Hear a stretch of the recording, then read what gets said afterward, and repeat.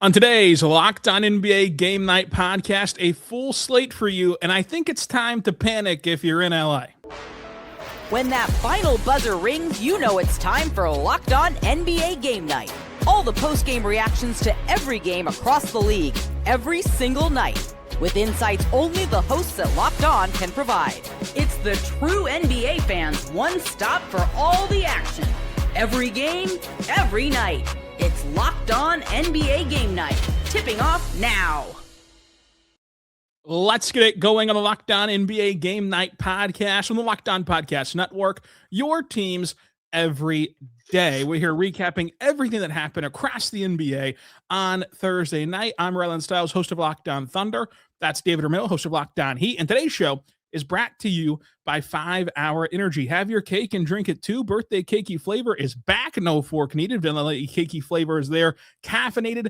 It's a kick with no sugar. It's time to have a party over there by ordering at 5hourenergy.com or going to Amazon. David, full slate of basketball tonight in the association. And we start with the Los Angeles Lakers, who fell in the clutch to the Phoenix Suns. Let's go out to Andy Kamenetsky to hear how this happened. Kamenetsky, co-host of Locked On Lakers podcast. The Lakers lose 113-110 to a very shorthanded Phoenix Suns in Phoenix. No Devin Booker, no Dylan Brooks, no Jordan Goodwin, and thankfully for the Suns, no Lakers defense along the three-point line.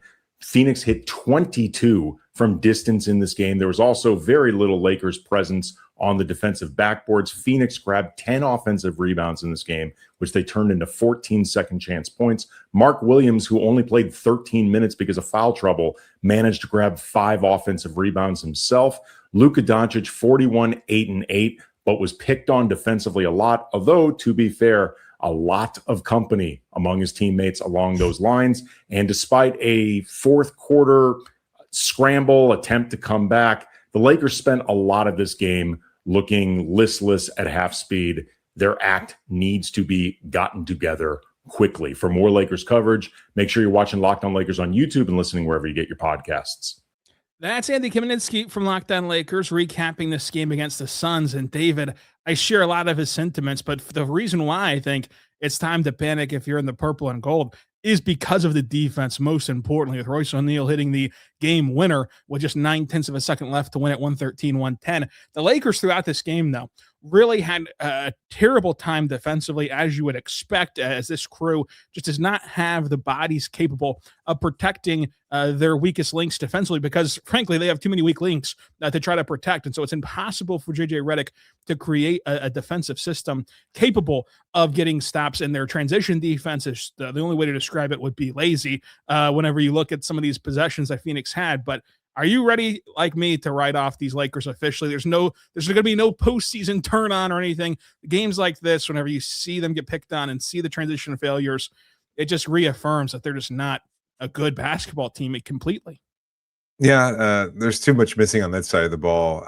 Panic seems a little bit overstated, but I think it's easy to look at this group and say, despite the fact that they have 2 of the best players on the planet and a really good third player in Austin Reeves on that starting lineup, they just can't get it done. There are too many weaknesses defensively. They're too porous, and they don't have any kind of designated defensive stopper that can go in there and create plays on that end. And so they're not going to be able to do anything in the playoffs. So at this point, they're in the 6th seed, right?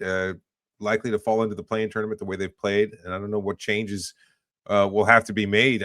Maybe they could find somebody to buyout market that might be able to add to this group, but generally you're not going to find a player that's going to impact much there. So I don't know. I don't think they're going to be able to do anything over the next few games of the season to try and turn things around. There are too many weaknesses, as you said. And so, yeah, panicking seems, again, a little bit heavy to say, but at the same time, maybe just the reality that this is not a contending team.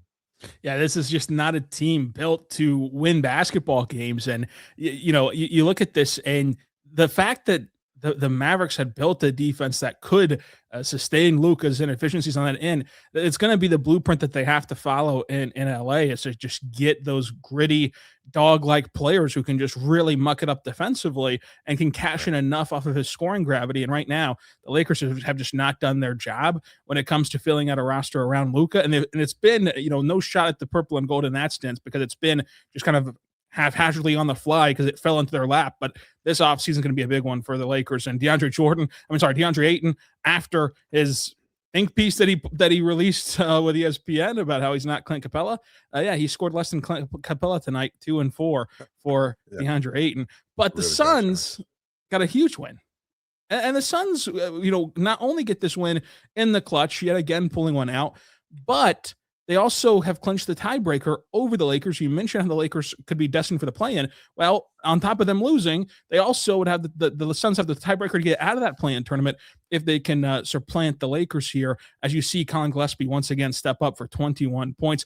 Off the bench, Grayson Allen had 28 points, not efficiently, but still he was able to put it up. And then Royce O'Neal, the biggest three of his three, was the last one to knock it in for the game winner. So these Suns, they just keep on winning in spite of injury. Yeah, despite injury, despite Jalen Green really stinking it up in that starting lineup, they weren't able to get much production from him. They did find a way. Look at again, the Suns were a solid team, and despite their shortcomings and despite the fact that they were, missing key players there, just able to pick at the Lakers all night. And it just felt like every pick and roll situation, Luka was just exploited constantly. And if it wasn't Luka, it was somebody else. Shots at the rim, shots from the perimeter. So kudos to the Suns for being able to pull out a good win. And of course, it's going to be a lot about Luka, and obviously in that last play, him getting called to the ball and then getting blown by, forced everyone to overcorrect and let that blender start to stir for that Suns offense to get that game winner. But this is just a full, complete mess for the Lakers and a big win for the Suns. And, as a Jalen Green truther, it's getting harder and harder to remain on Jalen Green Island, but I'll still believe in him for now. And this is you're still there. I'm still there. It's been a few years, Rylan. I'm going to be here until the bitter end of Jalen Green's career, which hopefully good luck. I'll see you around. Hey, I was on Dion Waiters Island for a long time myself, so I know the feeling. We will now move on to the Eastern Conference, where the Magic, they blew it tonight. I mean, they were up by double digits at halftime.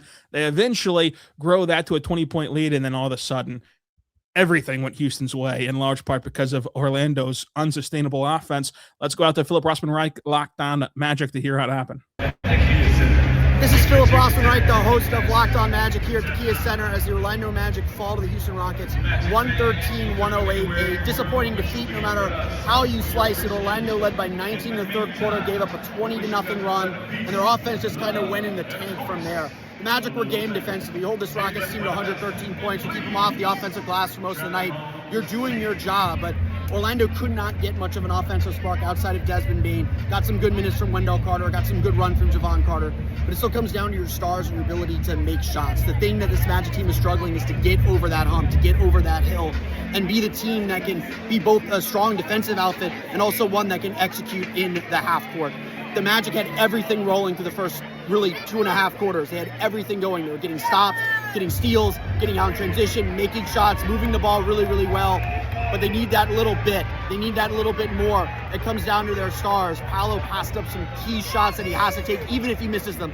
He has to take to carry this team over the hump. It was a tie game with 3 minutes to play. Houston made the shots because they have Kevin Durant. Orlando didn't even really get any shots because they kept making mistakes to get in their way.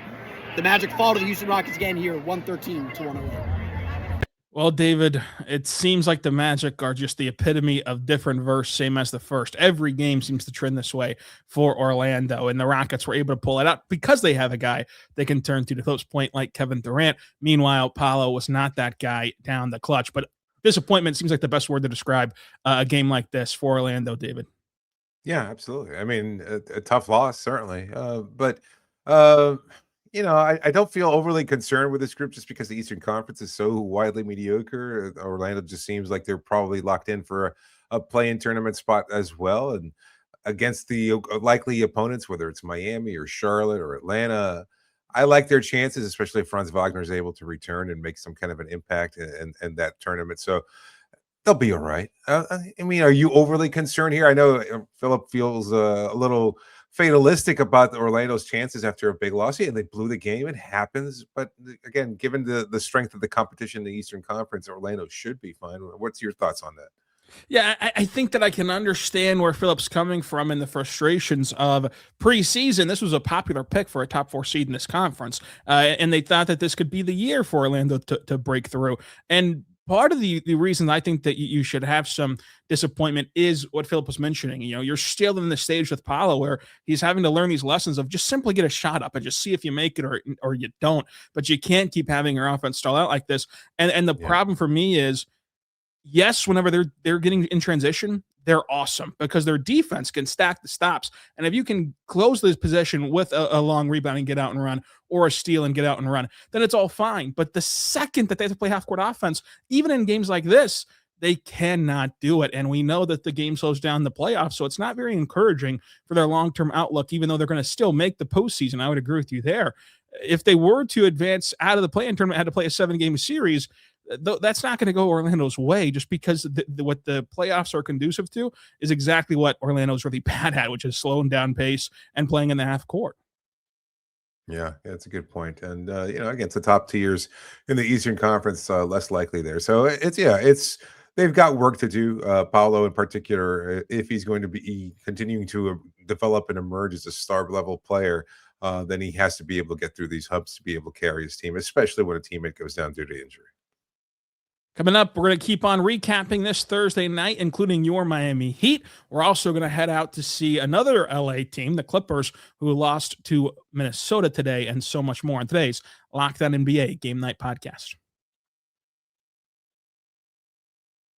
But first, I want to say right now, my good friends over at DoorDash, go check out DoorDash today because the season is heating up and DoorDash has a way to keep fans in their bag the whole way through. Whether you're watching the highlights, the tunnel fits, or your favorite player, DoorDash makes the entire season more fun because every player has their bag. With DoorDash, fans have one too. DoorDash keeps your snacks stocked, your gear fresh, and your watch party vibes absolutely on point. There are nights where your team stresses you out. Let DoorDash become your post-game therapy. Sometimes you just need a little dessert after a game, especially if they pulled out a thrilling win. You want to treat yourself a little bit. These late-night interviews hit, and you want to stay up to see what the reaction was from the game. Well, they have you there for a late-night snack as well. And if the group chat hits you up and says, you know what, it's a Friday night tonight, more games are on in the NBA. Let's have a party. DoorDash can make sure you're prepared, whether it's snacks, cups, even a phone charger for that one friend who always is at 2%. From tip-off to overtime, stay in your bag and order on DoorDash. Get snacks, drinks, gear, whatever you need throughout the season, delivered right to your door. DoorDash in your bag all season long. We're back on the Locked On NBA Game Night Podcast on the Locked On Podcast Network, your teams every day. I'm Rylan Stiles, host of Locked On Thunder. That's David Ramil, host of Locked On Heat. This is a Locked On NBA Game Night Podcast on the Locked On NBA channel, where you're going to get 2 pods a day, Monday through Friday, and also Saturday and Sunday. We're still on game night, recapping everything going on in the NBA. Let's talk about this game for Minnesota, where the Timberwolves win it 94-88 as Anthony Edwards dropped 31 points, making 50% of his shots when doing so, and had an absolute takeover in this game in the clutch to ensure this win for Minnesota, one that they had to get against these Clippers and one that they got as they continue to climb the standings now, especially because of that Lakers loss that we talked about earlier. So the Timberwolves in this game, led by Anthony Edwards with 31 points. They also had some contributions from Jaden McDaniels, who had 12, Dante DiVincenzo, who had 18, and then off the bench, 2 double-digit scores for them, Naz Reid and Dosunmu. David, how are you enjoying the experience of watching Anthony Edwards? Because for me, he's one of the most fun players to watch night in and night out. Oh, absolutely. I mean, he continues to develop. We made the argument some time ago, and I think he's been in that conversation. He feels like he's one of the players that could be one of the faces of the league moving forward. I think he's had a great year and continues to get better, especially with these kind of clutch performances and stuff like that. So I think undoubtedly he's a fun player to watch and an exciting player as long as Minnesota continues to make an impact in the playoffs. And I think Anthony Edwards is going to continue to get the attention he deserves. And I want to give credit too to the Clippers for making this competitive, because they didn't, of course, have Kawhi, and they also didn't have a massive Ben Mathurin game, who only went 4 for 14 after being vital in their win over Denver just last week. But still, in spite of that, Derrick Jones Jr. stepped up, and Derrick Jones Jr. had a massive dunk in the third quarter, had 18 points in total. And then Chris Dunn, with his defensive efforts and 11 points off the bench. Jordan Miller went 5 for 7 for 10 points. And then, you look at this Clippers team, they found a way to at least push Minnesota, but ultimately didn't have enough to get the win at home, despite leading at the end of the third quarter and start of the fourth quarter. From that point forward, it was pretty much all Minnesota in this game. But again, the Clippers kept it within 10 points. Neither side got up double figures, so it was a back and forth game the entire way. Yeah, absolutely. Look, it was interesting to see how Minnesota pulled it out towards the end there. They had some great defensive possessions, really nice pressure all the way around, and able to execute down the stretch. So I think it was a really solid game for Minnesota. But yeah, the Clippers were competitive, and I guess I'm not sure what they're playing for at this point in the season. We've talked about it before. We debated it. Are they going to be a play-in team? Where are they going to be at the end of the season? It's tough to really, I don't know, make anything about this year, given that they've made some trades and they started off so poorly in the first place. But they've lost 3 in a row now. So I guess they're kind of heading towards where they were at the start of the season as well, but at least able to stay competitive against a good Timberwolves team. And we're staying coast to coast. Let's head out to the Eastern Conference again and hear how the Sixers and Heat went down. We'll get your perspective on the Heat coming up. Let's go to Locked On Sixers first, though, for the winning side.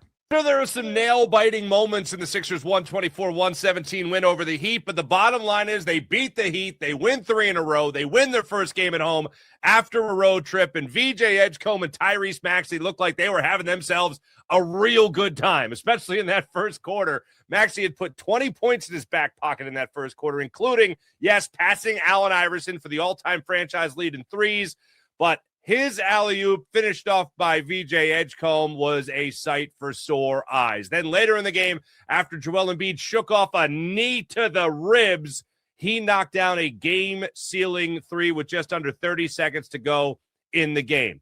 Embiid finishes with 26 points and 11 rebounds, while Edgecombe finishes with 19 points for the Sixers, and Tyrese Maxey drops in 28, a team high with 11 assists. Sixers have another test in front of them when they take on the Boston Celtics in Boston Sunday night. Maxey and Embiid each get a double-double in this win. What was your perspective of this Heat-Sixers bout, David? Yeah, the Sixers were unbelievable in that first quarter, and it looked like they were going to pull away with the game there. So they had some dominant performances from both Embiid and Maxey. Maxey was making every potential shot, and I was a little surprised to see Miami's defense be so listless. I thought maybe Davion Mitchell would challenge Maxey to a slight degree. That was not the case. He was just unstoppable. So it didn't seem like anything Miami could do defensively was going to stop him.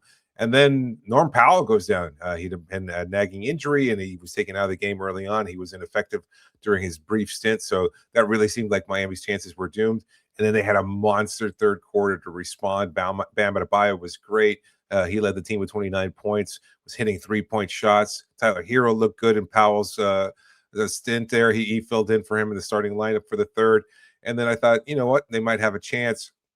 But then in the fourth quarter, they just collapsed. And you could really see the difference there between the star-level talent on the Philadelphia Sixers and what Miami has, because they've got great players. They've got good players on the Miami side, and they've got great players. And Edgecombe in particular was really, really good down the stretch, hitting big shots, and Embiid again, hitting that big 3-pointer. So I think the difference was just a talent level. Miami's just not a very talented team. They try hard, they do their best, but ultimately they're just pretty mediocre. Pretty mediocre indeed. Now let's stay with the Eastern Conference and discuss someone who's not mediocre. Concanipple once again was just incredible from beyond the arc. 8 for 12 and route to 28 points in that starting lineup by the Hornets. Let's go out to Tony East of Locked On Pacers to hear about the Pacers getting another loss. It's 133, Pacers 109. The final score here in Gainbridge Fieldhouse. Tony East here with Locked On Pacers up and out after the 5th straight Pacers loss and the 4th in a row in which they've allowed over 130 points. A rough run for their defense, but truly, I didn't feel like their defense was as bad as it was in their previous crummy defensive games. This time, it was the threes. 22 made threes for the Charlotte Hornets. That is a season high allowed for the Pacers. Everybody was Warren, Brandon Miller, Concanipple, the leaders of that for the Hornets, who just ran away with it the second quarter started. The Pacers were actually ahead after one quarter. Pacers getting good minutes from Micah Potter. Once again, Andrew Nembhard giving them a steady 20 every night. Jarrett Walker with some good plays here and there, but the Pacers' current health situation, their incentives for trying other lineups and young players. If the other team's hot, they're just going to lose, and they got whacked by the Hornets tonight. We'll have much more on Locked On Pacers. Go check out Locked On Pacers for the Pacers perspective. But David, I'm really enjoying watching these Charlotte Hornets. I mean, the mellow ball in this game was efficient for 20 points. We've talked to Concanipple, who I think is the best. I'm curious your perspective. I think that Concanipple is the best rookie 3-point shooter I've ever seen. The statistics kind of bear that out right now. But you've seen some incredible players enter this league in your time covering the NBA.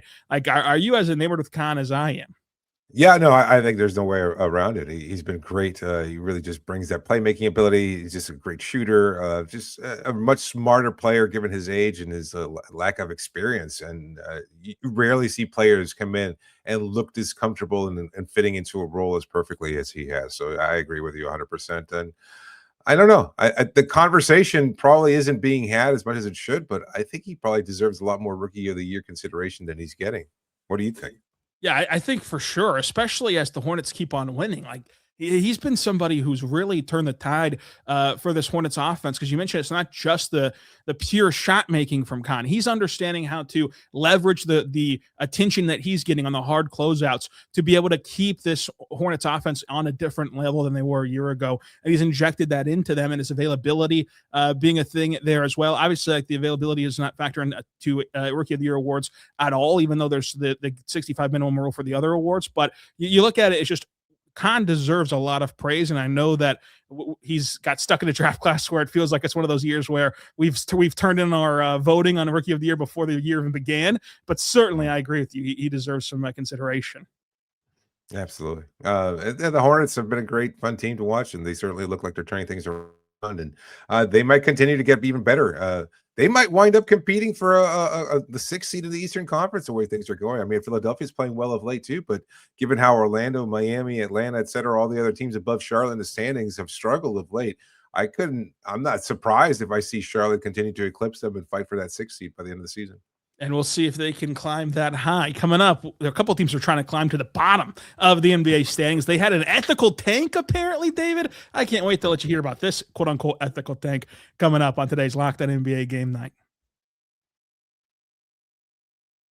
But first, I want to tell you right now, our good friends over at 5 Hour Energy. Go check them out today, because we are in the midst of the 5 Hour Energy flavor draft. And with 18 different flavors to choose from, including new options like confetti cake, like fruity rainbow or cotton candy, there's something for everyone. So the board is set and the flavors are ready. And I've got my number one pick for the 5 Hour Energy draft already in store. And for me, it has to be grape.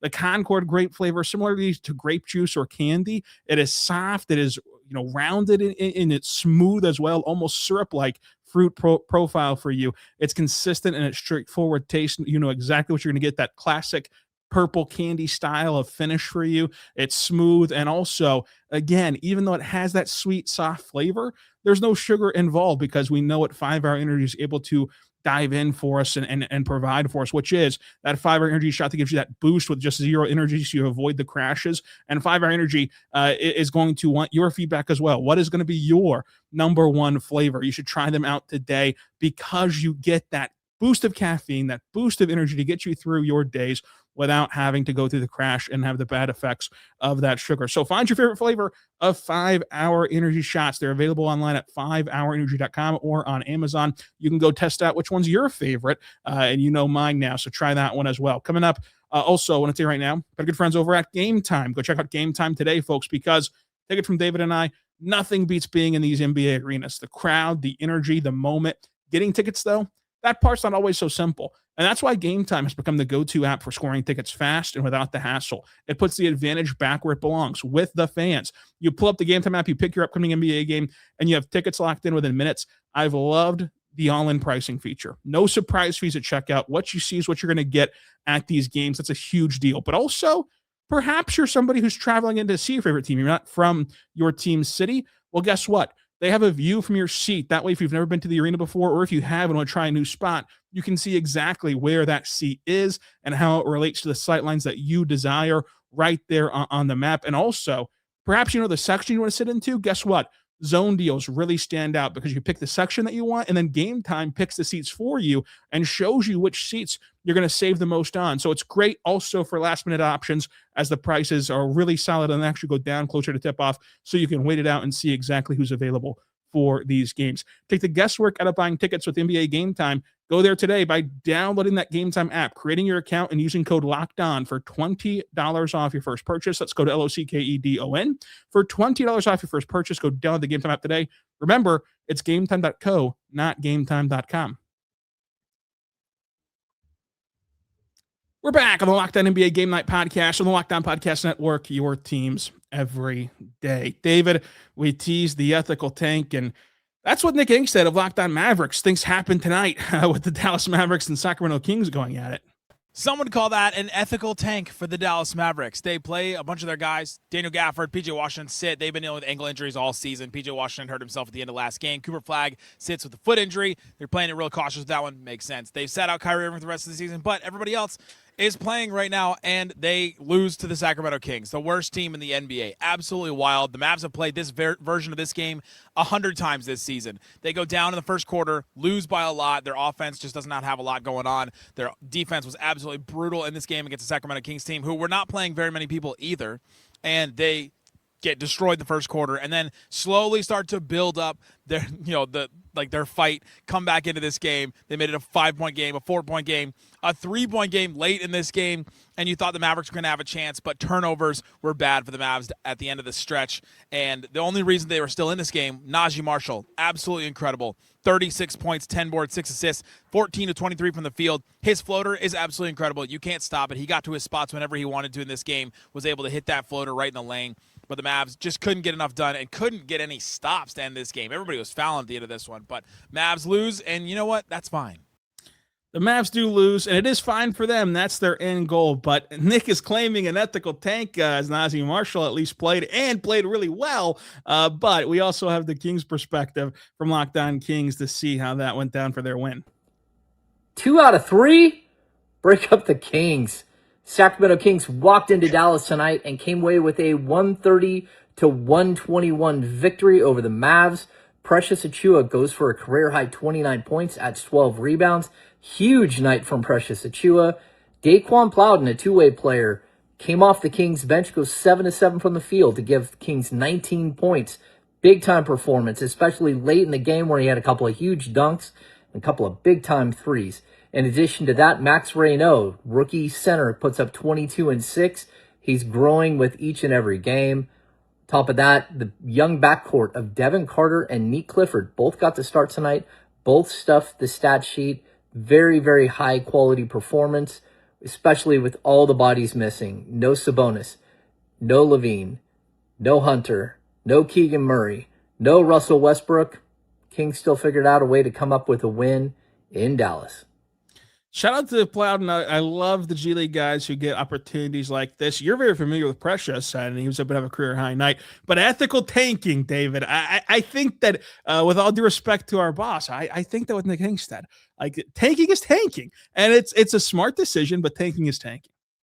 Yeah, I don't know how ethical or unethical it is, to be honest with you. The conversation probably has gone too long. I don't know why there's so much of a focus as there is, to be honest with you. It doesn't bother me. I cover the league. I watch the league for fun. We watch more basketball than, about 99% of the population on this planet, and tanking doesn't really affect us. I know there's something that feels innately wrong about it, but you know what? You're not going to win anyway.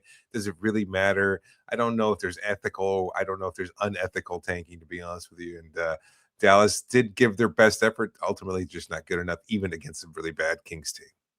Corey Kispert revenge game, 33 points off the bench for the Atlanta Hawks over the Washington Wizards, 126-96. The Atlanta Hawks get this win. David, are you a believer in revenge games, or do you think that, hey, some guys are just due for a big night and it happens to be against their former team? No, absolutely. I totally believe that. I think there's always something to prove. Like, you get a little bit more comfortable. You know these guys, you know what their weaknesses are. You go against them in practice. Absolutely. I don't see any reason why there wouldn't be a revenge game. I don't know if this is what Kispert had in mind, but I don't know what revenge he's seeking against that organization. Doesn't really feel like he'd have a bone to pick with them. But if he does, that's what manifested tonight, sure, why not? Seems like a good story to me. A fun story there, and a good win for the Hawks, one that they had to get over Washington. These are these gimme games that you need as we're talking about that Eastern Conference play-in race. And speaking of the play-in race, on the other side of the aisle, the Western Conference play-in race, the Portland Trailblazers got a 121-112 win over the Chicago Bulls. You saw Jeremy Grant have 27 points, leading the way for Portland and leading the way in this game. The other high for the other side was Montes Brazillas, who had 20 points for Chicago, and it's Portland who gets this win. I think that Chicago obviously picked their direction at the trade deadline, and it remains the right decision, even as this game gets messy in the fourth quarter. The Blazers grew that 15-point lead, but the lead did get trimmed down inside of 5 points late in the fourth before the Trailblazers end up pulling back away at the end of the game. So Portland gets that win that they needed for this stretch here. Now let's go out to the Utah Jazz and New Orleans Pelicans game, as the Pelicans and Jazz played another tanking affair. Let's see how it played out from David Locke, host of Locked On Jazz. The Utah Jazz were held at bay. Sadiq Bae. How about that? A dad joke to open the show. David Locke of Locked On Jazz. Jazz fall 129-118. Jazz also announced that Lauri Markkanen will be out and reevaluated in 2 weeks with an impingement in his hip after injury in practice and the MRI yesterday. That meant that the Jazz turned the offense over to Ace Bailey early in the ballgame, and he had a career-high points in a quarter with 16 in the first quarter. He finished with 23 on 9 of 17 shooting tonight in 29 minutes of action. The Jazz and the Pelicans played a high-scoring first quarter, and the Jazz were absent defensively in the second. They allowed 41 Pelicans second half quarter points. That pretty much ended the night. Sadiq Bae was the story for the Pelicans. He had 42 points on just 20 shots, going 14 of 20, 9 of 9 from the line, 5 of 9 from 3. He also added 7 assists. They continually posted him up on the mid-block left, and he just beat Jazz players to the rack time and time again, and then hit open threes to go for 42, the most he's had all season. Pelicans beat the Jazz tonight, 129-118. Same teams do this again on Saturday. The same team's going to do it on Saturday. We also have Jake Madison, Locked On Pels, to give his perspective on the Pelicans. Sadiq Bae just cemented himself as a core player for the New Orleans Pelicans going forward.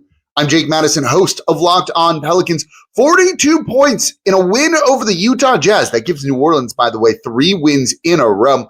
Sadiq Bae was just awesome in this one. As the Pelicans started to crumble late, Sadiq Bae scored 14 points in the fourth quarter to deliver this win. You could argue he's been the Pelicans' most consistent player this year. He's come through in clutch situations. He at least tries on defense, and he makes his threes. He was 5 of 9 from deep in this game. For guys who could be making under $7 million next year, that's a core piece going forward, as the Pelicans kind of are saying we want to be contenders, or at least playoff contenders to some degree. I got more over at the Locked On Pelicans podcast. David, where are you at on the idea that the Pelicans could be able to be, to Jake's point, contenders in the sense of like, hey, you know what? You got Sadiq Bae, you have Zion, who dropped 20 points in this game. DeJounte Murray's made his return this week from his Achilles injury. Like, where are you at on thinking that this team could go from what they are right now, which is it has been for the entirety of the season a laughingstock organization, to, hey, you know what? With a nice off season of work, you go from an 18-win team all the way to a respectable play-in, postseason in roster.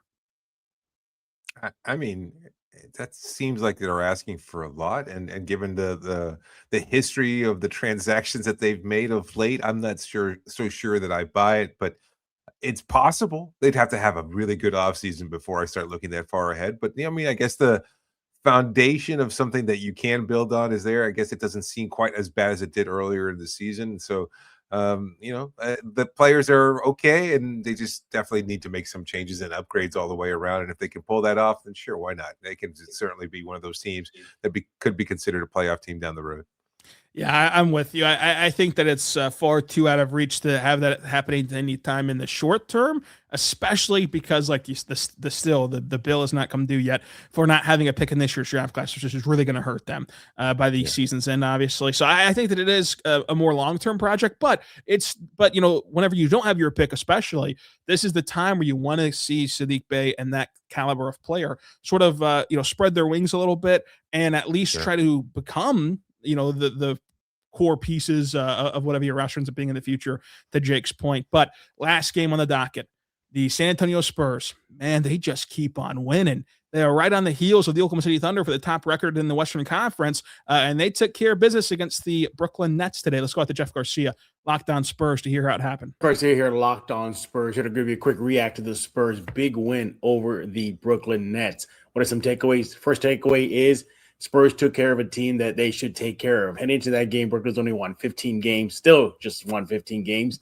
Spurs clearly the dominant team, talented team, the better team, and they took care of business. That's exactly what you want to see from a team that is poised to have a deep playoff run, beating teams they should beat.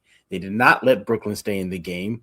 Sure, Brooklyn may have had a little bit of a comeback, but the Spurs got that lead back up to double figures instantly.